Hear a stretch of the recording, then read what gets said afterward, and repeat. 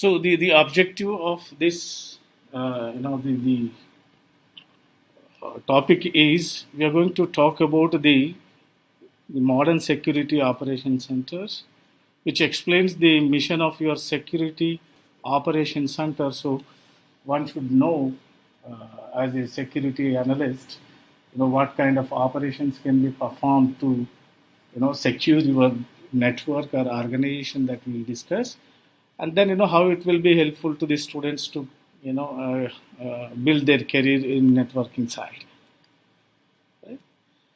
So the elements of this security operation center. So if you so defending against the today's threats requires the formalized, structured, and disciplined approach. So the organizations typically use the services of professionals in a security operation centers SOC. So this SOC, the security operation centers, provide a broad range of services from monitoring and management is one, and to comprehensive threat solutions and hosted the security that can be customized to meet customer needs. So these SOCs are we call security onion centers that can be fully in the house, owned or operated by businesses, or elements of your security operation centers can be contracted out to security vendors, such as the Cisco managed security services or any other the managed security services that you can find. So in this, what are the major things that one can understand in this is there are people involved in this security operation center. These peoples, they try to use certain technologies to secure the network, and using those technologies they'll try to process the information of that particular organization. So that is what we say that the job roles in this security operation center are rapidly evolving. So traditionally the COCs assign job roles like tiers according to the expertise and the responsibilities required for each of these elements of your security operation centers. So the first tier jobs are the more entry level, while there will be tier 1, tier 2, tier 3 jobs will be there. So tier 1 is like your entry level job, tier 2 is like second highest level, and tier 3 will be the most important type of the level kind of jobs that we see. So this, as said, this SOC provides the broad range of services, as said, right from the monitoring and management to the comprehensive threat solutions which are customized by the hosted security. So if you see this, as said, the people in this security operation center will described as your tier 1, tier 2, tier 3. Okay, so this tier 1 we call them alert as your alert analysts of your network. So these professionals, they just monitor the incoming alerts and verify that a true incident has occurred and forwarded tickets to the next level analysts. We call them as your tier 2 or incident respondent.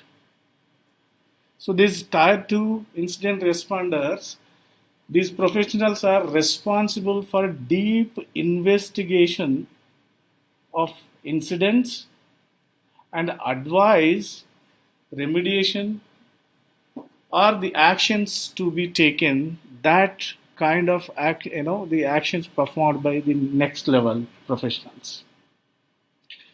And then the third type, we call that type 3, we say them as your threat hunters.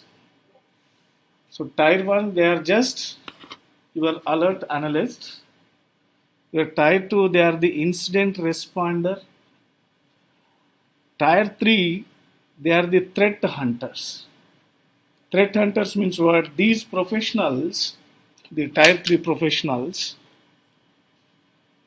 they are responsible, they have the expert level skill in the network, endpoint, threat intelligence, and malware reverse engineering.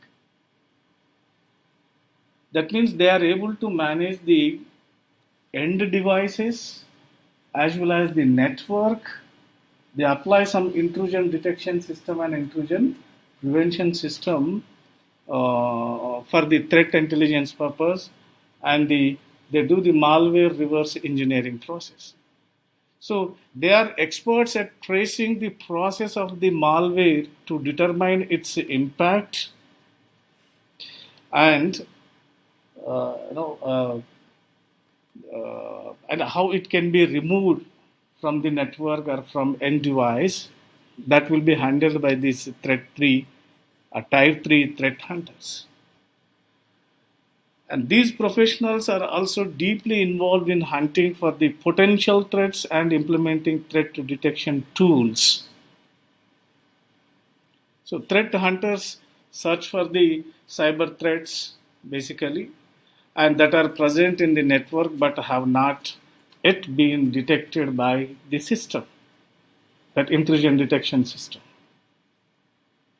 And finally, there will be a SOC manager in this security operations center. So these professionals, they manages all the resources of security operations center, and they serves as the point of contact for the larger organization or customers basically. So here, in this course of preparation, the tier 1 for the position like tier 1 alert analyst, or the hunter, or the threat hunter, or the incident responder,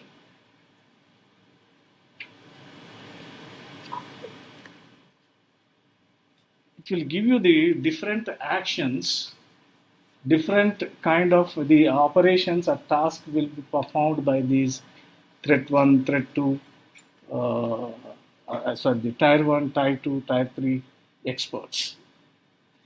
So what we are saying that in the first tier job, or like your analyst, what they will do, what are their duties or roles that we are saying? They just observe the incoming traffic and outgoing traffic of your network by using certain tools.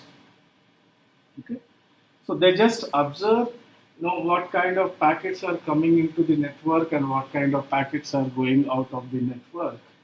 And if they find that if anything is unoccasional, or if anything is the mischievous activity is going on, suppose in the network, they'll just try to inform that alert to the next level, tier 2 level experts. Okay, so that is the first job, that is more entry level, while the third tier job requires as very the extensive expertise, means they must have certain good knowledge about the tools which they are using. So in this figure, if you see, which is originally taken from the SANS Institute, that is, the graphically represents how these roles interact with each other. So these type 1 analysts, we call them as your frontline analysts. Okay. Then if any incidents that they identifies, then those alerts will be given to the next level. We call them the incident responders for those alerts. If these instant responders, if they are unable to take any actions about that new alerts, then they will forward that to the next level expertises. We call them as your level 3 or tier 3. So the tier 3, we call that the system, the security management equipments will be used for protecting the networks. So that, the threat hunters, we call them, these threat hunters can threat intel, they can identify, threat intelligence system will be used, or they can protect the network, malware, and your endpoints. And finally, they will inform the solutions to the single point of contact of that organization. So this is the level of job, expertise that you will get in any of the organization. If you are become as a network security analyst or cyber security analyst. Okay. So what is the process in this security operations? So if you take the process of security operation, what happens here? So the day of cyber security analyst or network security analyst, it typically begins with the monitoring security alerts queues as the tier 1. So the ticketing system is frequently used in this security side to assign alerts to a queue for an analyst to investigate it.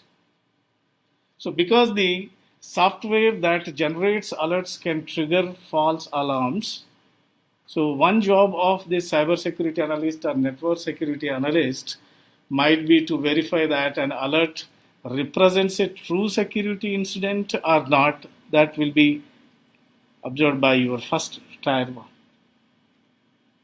So when verification is established and the incident can be forwarded to the investigator, the next level, the tier 2 level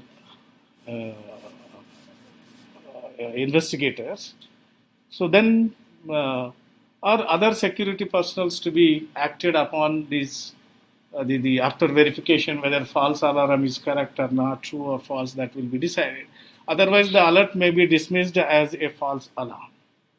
So if a ticket cannot be resolved, the cyber security analyst will forward the ticket to the next level. And if it is not resolved here at the advised remediation, then it will be forwarded to the next level, that is the in-depth knowledge threat hunting process.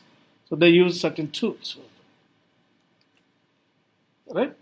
So tied to incident responders for the deeper investigation and the remediation.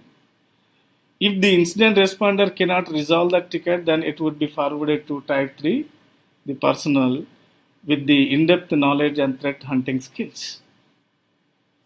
So to do this, what are the technologies are used in this security operation center?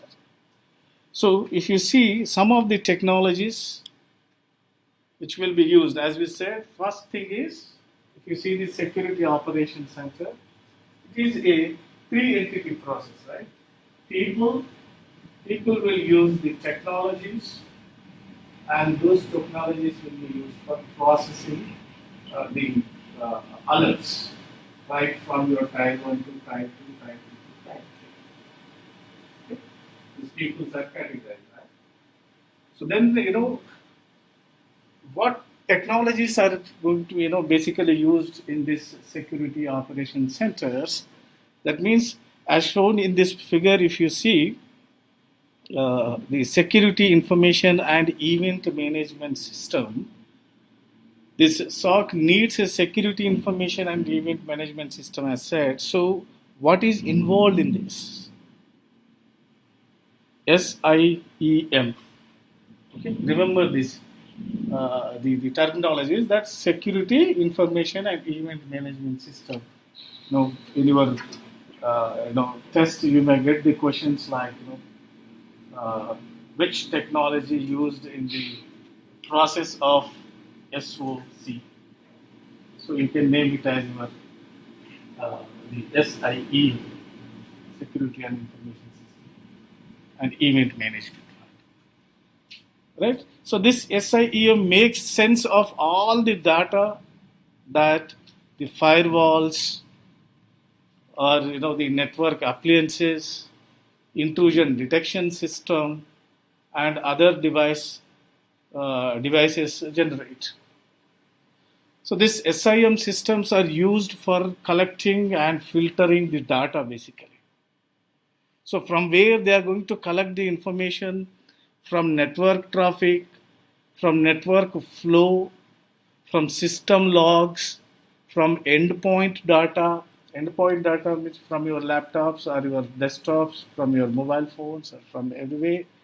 And the intelligent threat feeds, they are the special devices which are used for the network traffic alerts, and the security events, and identify the access control. From these different entities, your SIM systems collect the information. So that is what is the job of doing, the main job of this SIEM. It just filters the data which is collected from all these parts of your network, okay, and then detecting and classifying the threats, then analyzing and investigating those threats. So this SIEM system may also and manage the resources to implement preventive measures of your network attacks and address the future threats. What kind of threats will be there for the network or any individual or any organization.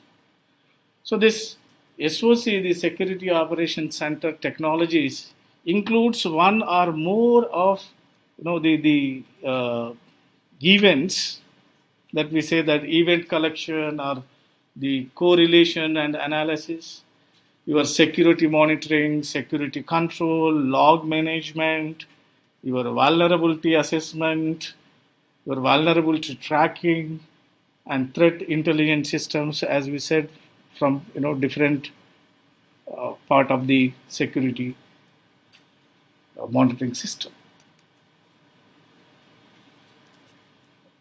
Right. So in this, the security monitoring system and the security, the orchestration, automation, and responses are often paired together as they have the capabilities that complete each other's task.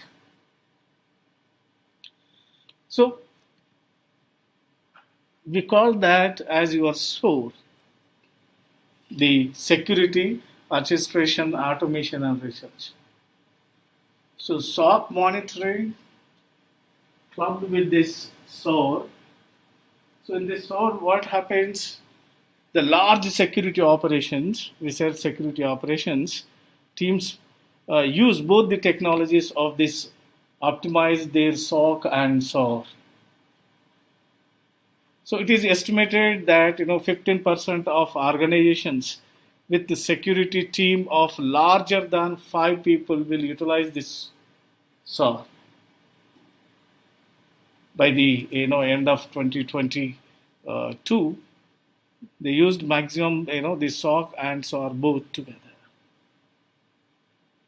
So the SOAR platforms are similar to your SIEM, the Security Information and Event Management, in that they aggregate,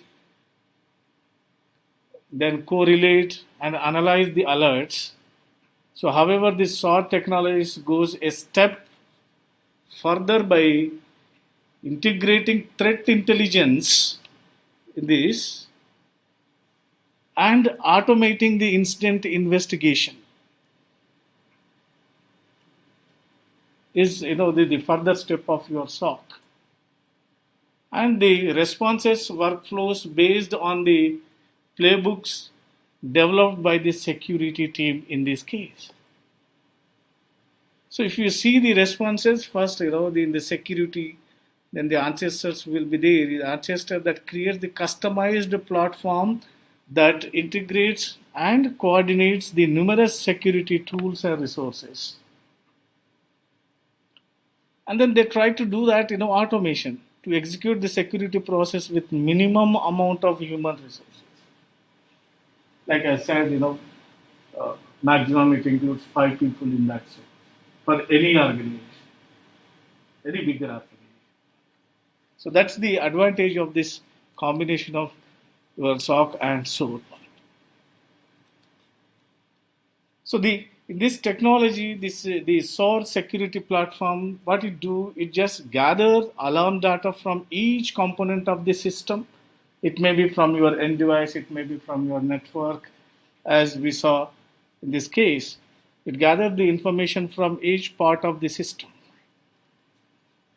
It is similar in the SOAR also.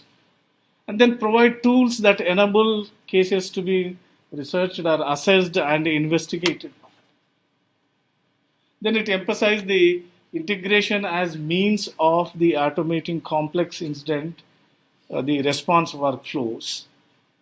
So these SIEM systems are necessarily produce more alerts than your SOC operating systems because it is getting more information from different part of your the network. Then comes to what are the different metrics used in this security operation centers. So different metrics which used in this security operation system, that one is your dwell time, another one is mean time to detect, mean time to respond, mean time to contain, and time to control the system. These are different metrics used in the SOC. So this SOC is critically important to the security of an organization, whether the SOC is internal to an organization or providing services to multiple organizations. It is important to understand how well the SOC is functioning in order so that improvements can be made to the people, processes, and technologies that comprise this security operation center. So many metrics are key performance indicators can be advised to measure different specific aspects of security operation center performance. So however, we are taking these 5 metrics which are commonly used in security operation centers. So note that metrics that describes the blanket performance frequently that do not paint an accurate picture of your security operation center operations due to the diversity of cybersecurity threats or network threats. So several common metrics compiled by this SOC as well: the dwell time, your mean time to detect, mean time to respond, mean time to contain, and time to control.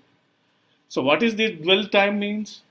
The length of the length of time that threat actors have access to a network before they are detected. So that we call the dwell time. As in our previous class, we have discussed that what is the motto of the attackers or threat impactors. They try to attack any country's power system first, so that they try to make power system failure. When power system becomes failure, and suppose if that system detecting that threat that it is attacked by the attacker, that's why the power system failed. So attempting to attack, and that attack is detected by the detector at that organization, that mean time we call the dwell time. First initial time. Okay. So the network, so their access is stopped as soon as they detect it. So then, once they are detected, then they must be go through some other process also. What kind of metric should be taken by the detector? That we call the mean time to detect, MTTD. So what happens here? The average time that it takes for the SOC process in the monitoring system, the personnel to identify the valid security incidents that have occurred in the network that meantime. Means meantime you need to protect. And another metric take that mean time to respond. So that the average time that it takes to stop and remediate a security incident. As soon as it detects, you must stop the service. Okay? That means what? Suppose if our system is hacked, suppose. So immediately what we have to do? Either you have to switch off your device if it is end device, if it is attacked by someone. And if you go to the control panel, there you can go and check network services if it is a Windows operating system.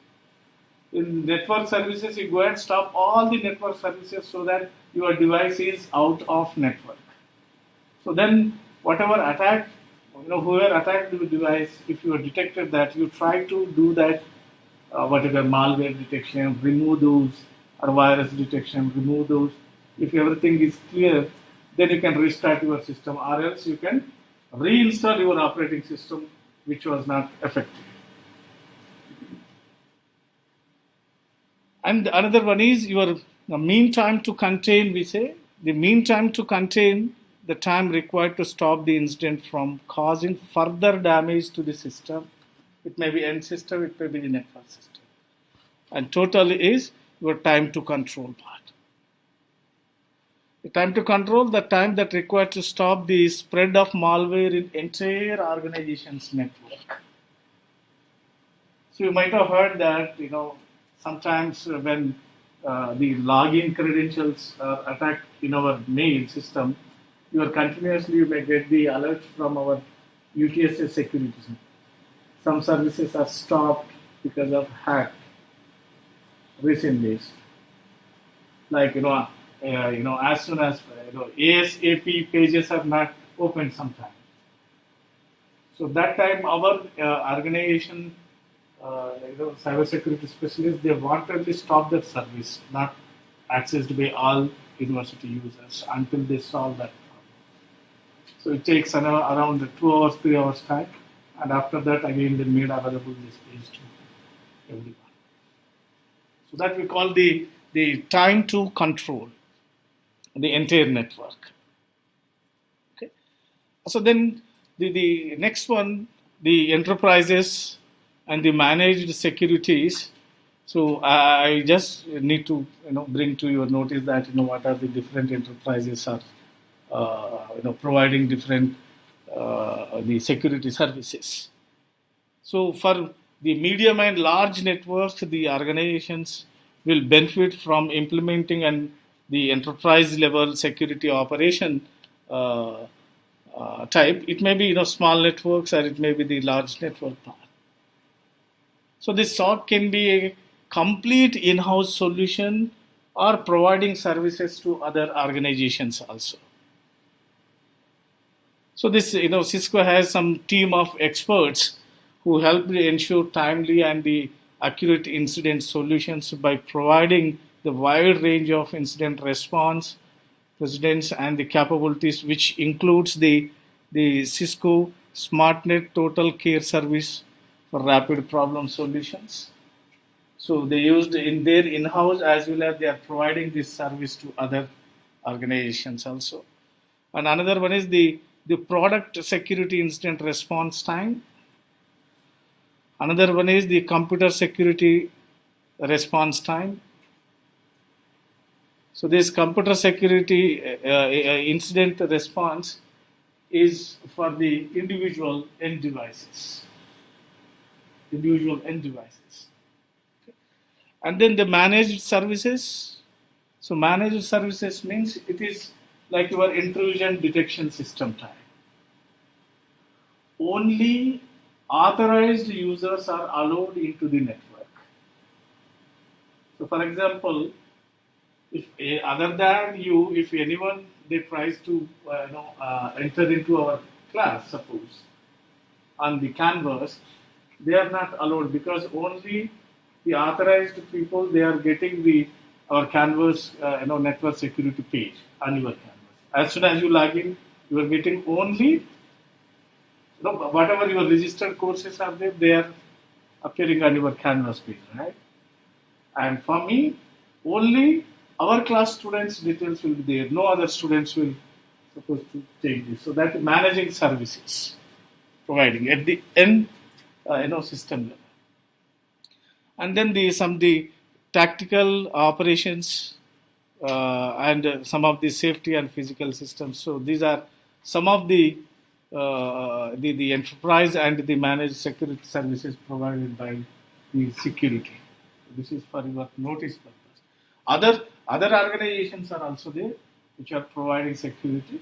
But we are taking some of the information from the Cisco company, which is one of the, because if you see most of the network devices developed by and utilizing by many organizations in the world, from Cisco routers, Cisco switches.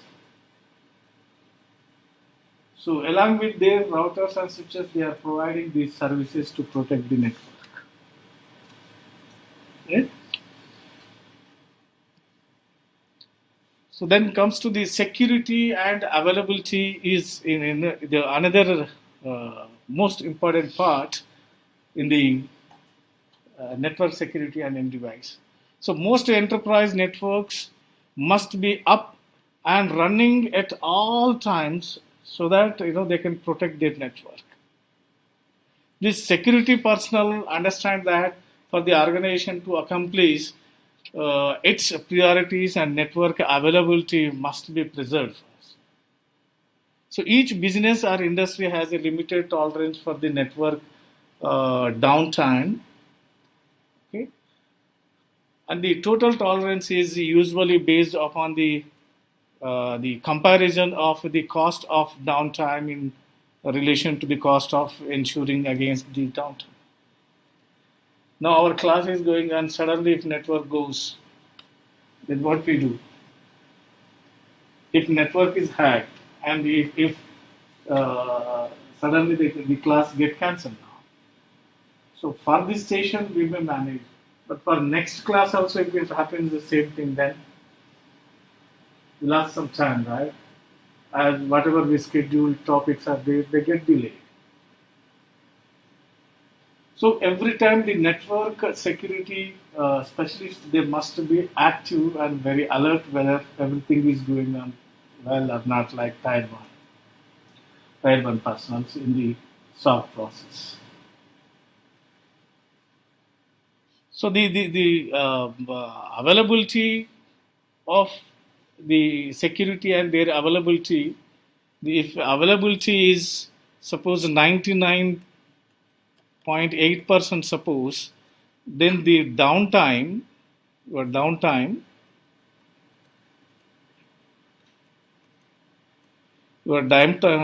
it is around 17.57 hours. Suppose if the availability is 99.9% suppose, then the downtime is around 8.76 hours. If it is if the availability time is suppose 99.99% suppose for 4 nines, then you will get around the downtime is around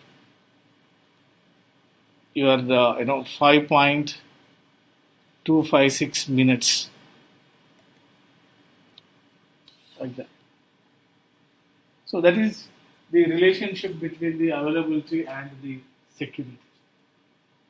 So as we are saying here that the security cannot be strong that it interferes with the needs of the employees or the business functions. It is always a trade-off between the storing strong security and permitting the efficient business functionality. So that's the few of the concerns about this security and the availability. So is that have you got some information? It may be a smaller organization or a larger organization. There is a separate wing we call the security operations. If it is a larger organization, so then there is a wing to protect that organization network. So that combines SOC as well as SOA, automation system. So what is the process in this case? Certain people involved in this process. Those people, they try to use the technologies to detect any incidents, okay? And they try to take an action at Tier 1 level, Tier 2 level, and Tier 3 level. So that taking action, we call the process of this SOC and your SOC. So in this involvement, the security people's, their availability and the security that they can provide for that, as a trade-off, we have seen that if it is 90, the 9.8% availability is there. Means if the SOC personals or your SOC personals are available, then they can to provide the security of the downtime will be reduced. So I hope you got some information, right? Okay, so let me ask you some quick questions. Try to give the answer. Which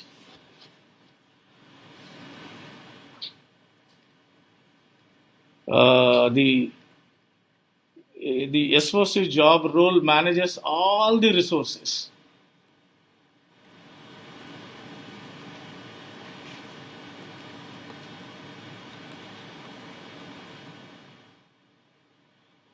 All the resources of your SOC and serves as a point of contact.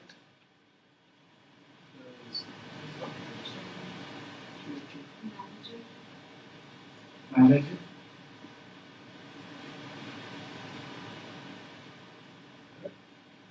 If you recall that slide, you will see that in Tier 1, Tier 1 they have the analysts, right? Incident analysts. Tier 2, they are incident responders. Tier 3, threat hunters. And all these resources will be managed by a single point contact person. This was the manager. Okay. So these kind of questions that you may expect in the exam. Now we may ask that which job role process the security alert and forwards tickets to Tier 3.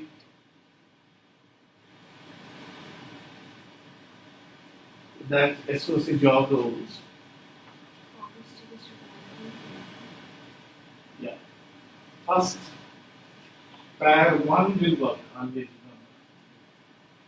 So they just, if they find that something is happening, some incident is happening, they don't have any privileges to take action. They just need to respond to, pass it to the next level, Tier 2, respond. The Tier 1, they just find out is everything is going on okay or not. If not going on, if some false alarms are coming, in that case, they just try to verify whether this false alarm is true or false.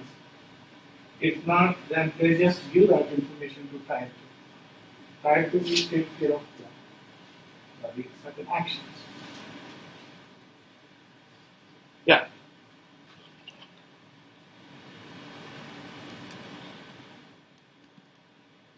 So if you want to become as a defender, then what kind of actions or what kind of technologies that one should needs to take. So as you know that if you want to become a defender, you must get some certifications along with your university degree. You should get some certifications to become a cyber security specialist or network security specialist. So you find a variety of cyber security certifications or your network security certifications that are relevant to your security operations centers. Like you might have heard about this Cisco Certified Cyber Ops Associate. Have you heard this terminology anywhere? Uh, or you can take the certification exam, Contd, first investigation and purpose, and the global information assurance certification. So these are required to become as a defender for your cyber security in any of the organization. It may be a smaller organization, medium organization, or larger industries. They will ask you these certifications. Okay. I hope after completion of our course, around 80% I will ensure you if you go through that lab and do practice and learn these critical classes, I'll ensure you that 70 to 80% you can go and attempt any of the certification exams you will get the certification. So this course is mainly designed in such a way you can attempt for industry certification outside. So while doing your lab, you try to do practice more. After third week or fourth week, whatever lab files are there, you try to do practice more so that will that will make you an expert in cybersecurity. Then you can search the cybersecurity certifications on the internet, so you will get more other vendors and their other the natural certification courses. So the source of career information to become as your defender, the variety of websites and mobile applications that advertise the information technology jobs, right?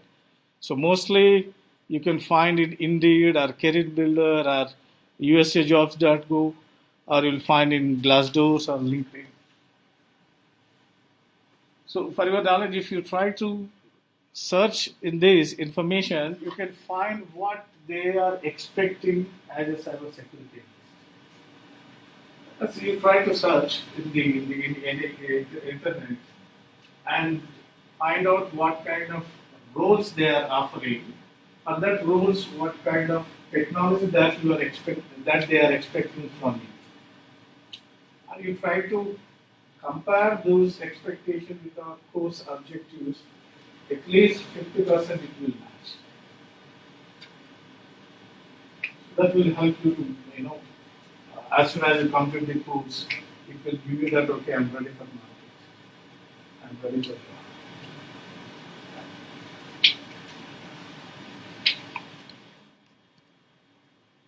So yeah, this is what what we learned in this lecture series. We majorly focused on the major elements of SOC. What we find that includes one is people, process, and technology, right? In the triangular diagram, if you recall. And we little bit talked about the job roles like type 1 job, we call alert analyst, type 2 means incident responder, type 3 is your threat hunters, and you'll find the SOC managers who manage all these resources, right from recruiting tier 1 people to type 2 people, to type 3. And all the automated system tools which are purchased for any organization. And then we talked a little bit about the SIEM, Security Information and Event Management System, which collects information from all the different parts of your network. Right? And then we talked of the SOAR, which integrate the threat intelligence and automation to the SOC, so it performs some additional jobs, additional functionality.